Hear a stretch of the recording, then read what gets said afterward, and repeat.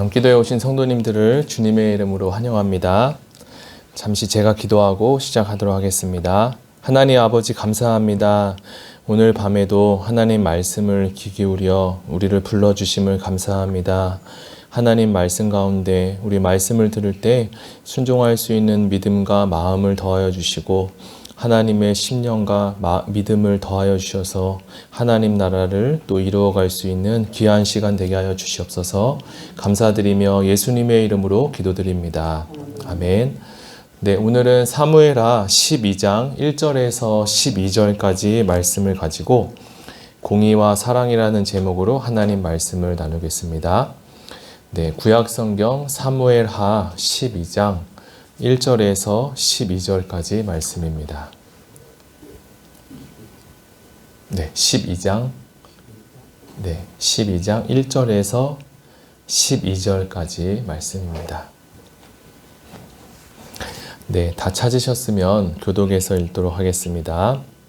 제가 먼저 읽겠습니다. 여호와께서 나단을 다윗에게 보내시니 그가 다윗에게 가서 그에게 이르되 한 성읍에 두 사람이 있는데 한 사람은 부하고 한 사람은 가난하니 그 부한 사람은 양과 소가 심히 많으나 가난한 사람은 아무것도 없고 자기가 사서 기르는 작은 암양 새끼 한 마리뿐이라. 그 암양 새끼는 그와 그의 자식과 함께 자라며 그가 먹는 것을 먹으며 그의 잔으로 마시며 그의 품에 누움으로 그에게는 딸처럼 되었거늘 어떤 행인이 그 부자에게 오매 부자가 자기에게 온 행인을 위하여 자기의 양과 소를 아껴 잡지 아니하고 가난한 사람의 양 새끼를 빼앗아다가 자기에게 온 사람을 위하여 잡았나이다 하니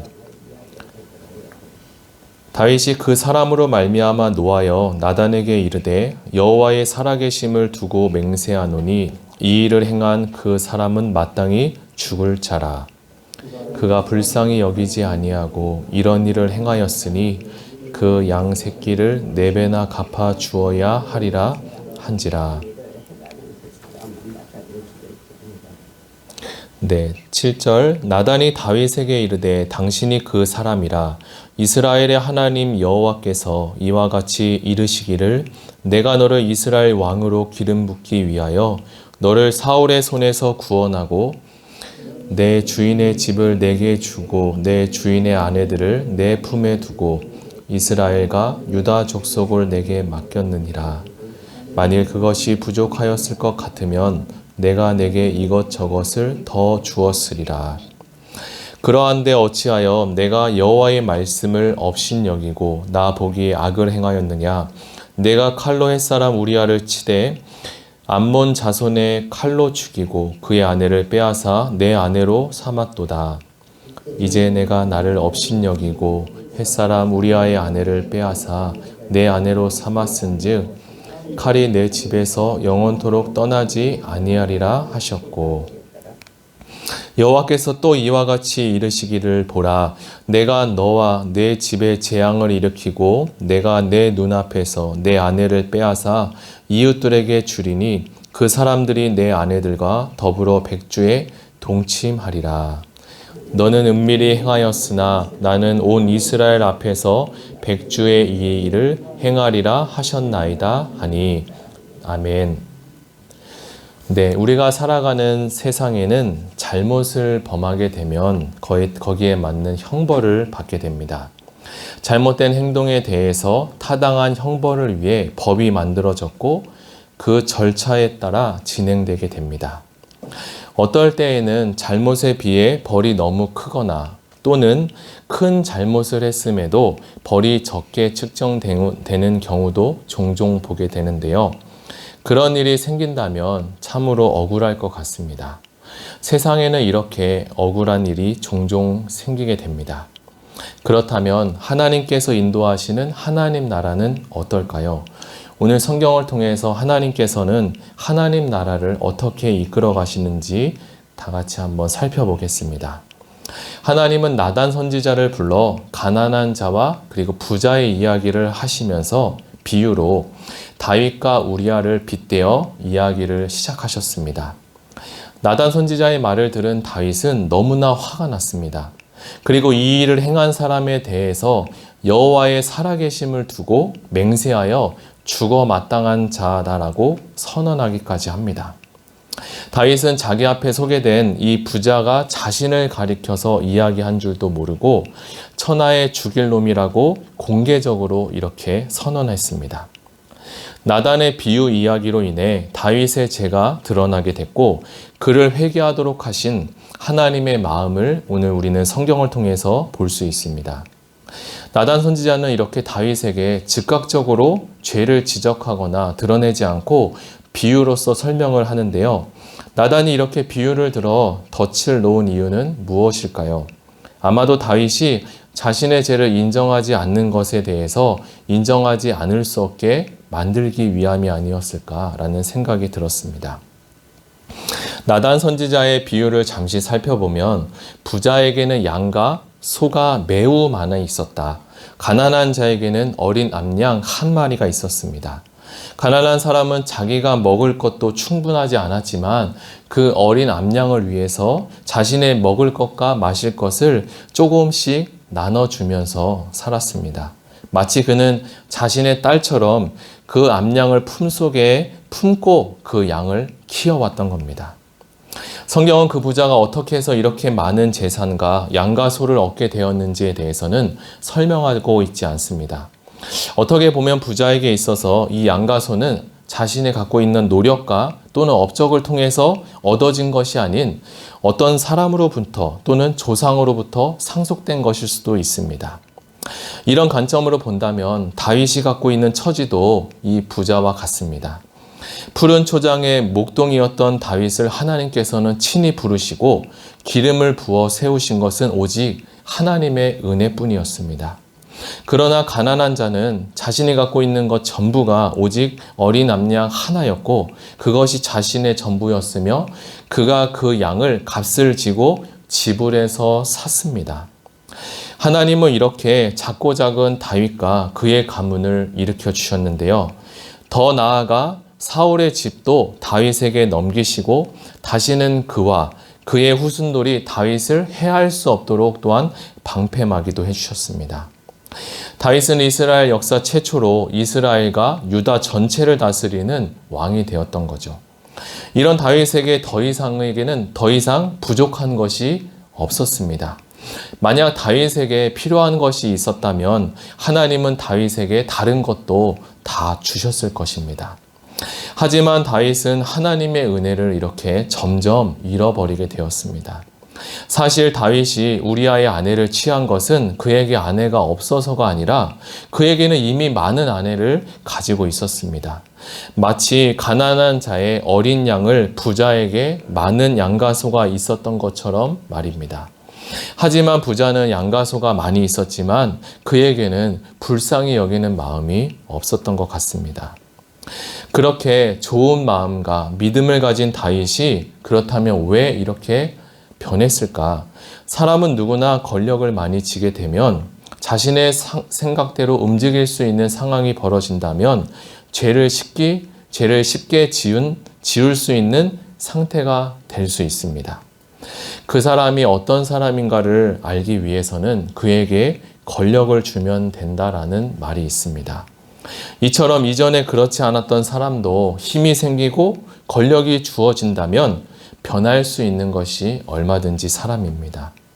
사실 다윗이 지은 죄는 살인과 간음이었지만 이것이 왕에게 있어서 정말 엄청 큰 죄일까? 라고 생각했는데 그렇게 생각해 볼 수도 있습니다. 그러나 이 죄를 우리의 상식과 이해의 수준이 아니라 신앙의 기준으로 바라본다면 다윗은 하나님의 말씀을 멸시한 것이고 하나님을 경외하지 않은 것으로 큰 죄가 될 수 있습니다. 우리가 여기서 알아야 될 것이 하나 있는데요. 다윗은 은밀한 가운데 아무도 모르게 이 죄를 지었을 것입니다. 그러나 하나님은 그의 죄를 다 알고 계셨고 그것에 대해 하나님의 심판은 공개적으로 백주대낮에 이루어졌다는 사실입니다.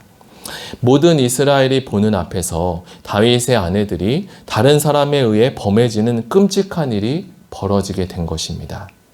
여기서 우리는 아무리 은밀한 죄라도 결국 하나님께서는 이 죄를 드러낸다는 사실을 기억해야 할 것입니다. 저는 이 말씀을 묵상하면서 앞전에 있던 신명기 28장의 말씀이 떠오르게 되었는데요. 신명기는 우리가 잘 알고 있는 축복과 저주의 말씀이 담겨져 있습니다. 놀라운 것은 신명기 28장에 기록된 그 많은 저주들이 바로 산 위에서 선포되었다는 사실입니다. 그렇게 많은 저주들이 그립신 산 위에서 선포되었습니다. 하나님은 이 지은 죄에 대해서 밝히 드러내시는 분입니다. 그렇게 하나님은 다윗의 죄를 심판하셨습니다. 칼이 다윗의 집에서 영원히 떠나지 않겠다라고 말씀하십니다. 이것은 많은 사람이 죽게 된다는 것을 가리킵니다. 그러나 우리가 하나 더 알아야 될 사실이 있는데요. 하나님은 죄에 대해서 그리고 심판에 대해서도 공개적으로 하시지만 우리가 복음을 아는 길도 제한하지 않으시고 누구든지 어떤 사람이든지 남녀노소를 상관없이 구원을 얻을 수 있는 길을 모두 다 열어주셨다는 사실입니다. 그리고 이 복음이 다윗에게도 전해졌습니다. 하나님은 다윗을 이제 용서하시고 피할 길을 열어주셨습니다.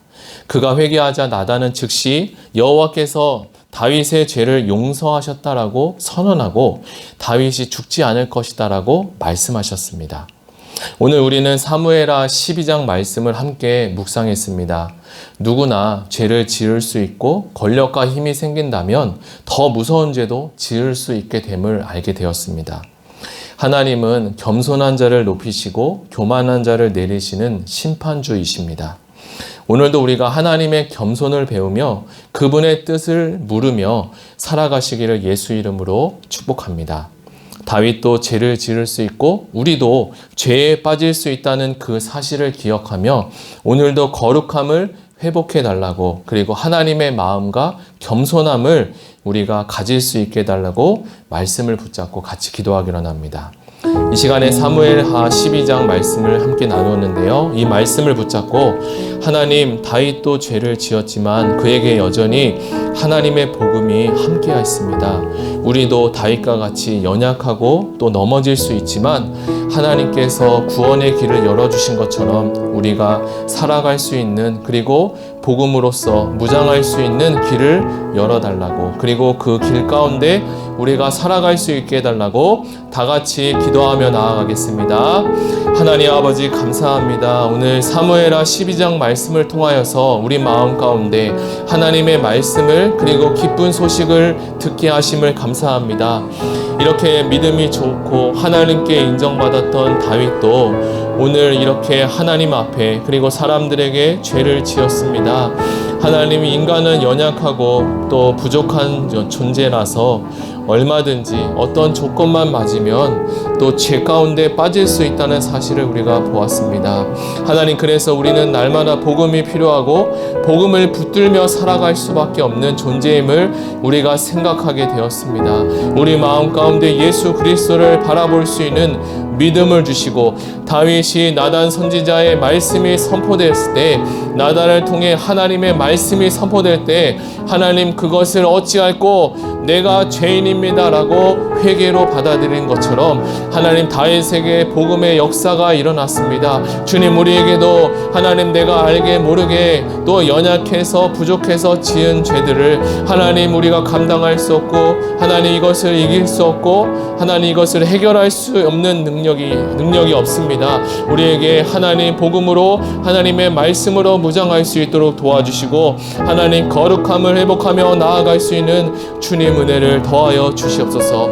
나도 우리도 모두 다 죄에 빠질 수 있다는 사실을 기억하며 하나님의 거룩함과 하나님의 뜻을 향해 달려갈 수 있도록 주님 도와주시고 구원의 문을 활짝 열어주신 하나님 죄에 대해서 명확하게 공의함과 하나님 정확하게 심판하시는 주님 그러나 하나님 그것과 반대적으로 우리를 구원하는 일에 있어서도 하나님 모든 사건과 상황을 다 여시고 우리 누구든지 누구든지 예수님을 믿으면 너와 내 집이 구원을 얻게 하신다 말씀하신 것처럼 이곳에 온 우리 모든 성도님들 가운데 그리고 우리 모든 성도님들 가운데 하나님의 어둠의 길과 또 실수와 또 죄 가운데 빠진 모든 것들 위해서 하나님의 구원이 선포되게 하여 주시옵소서.